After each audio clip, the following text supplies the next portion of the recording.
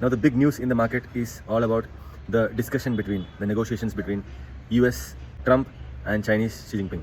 So what are the key takeaways? You must have seen in various videos, various news channels or everywhere that there are a lot of takeaways, lot of treaties has been signed, lot of things has been agreed between them. But my takeaway, if you see, the Trump was not able to do a good negotiation with China because US is importing much larger chunk of exports from China to US compared to its much lagging trade deficit with China, because he is exporting less to China because the value added products from China is much more compared to US export to China.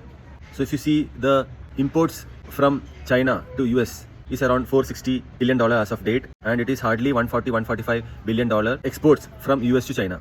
So this I am talking about the first quarter. So the trade deficit is very large. And if you see the year-on-year basis also, last year also, if you see all the 4 quarters together, around $150 billion is the approximate trade deficit between both the countries. If you see regarding India and US, I told that the trade deficit is around $45 billion, wherein India imports $45 billion products from US and US imports around $90 to $95 billion both products.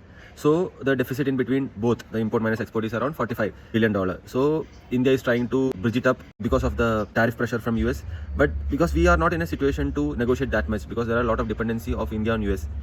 But if you see for China, it is very easy because large amount of materials have been imported by US and they cannot manufacture it in-house and use it because it will be very costly for the citizens of US, and the inflation would go very high. Already they are having a tough time with inflation because of the increased cost of purchasing materials.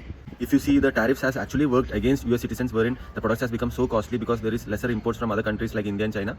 So they are only suffering. So President Trump is trying to bridge this up by reducing the tariff again, like 57% of export tariff from China is been reduced to now 47%, a 10% cut there. Then China has been very successful in cutting the rare earth metal exports to US, which is very much valued by US because without rare earth metals, the semiconductors and all other costly high value items will be going for a toss. So this is why they had called for a recent negotiation, but then negotiation didn't happen properly.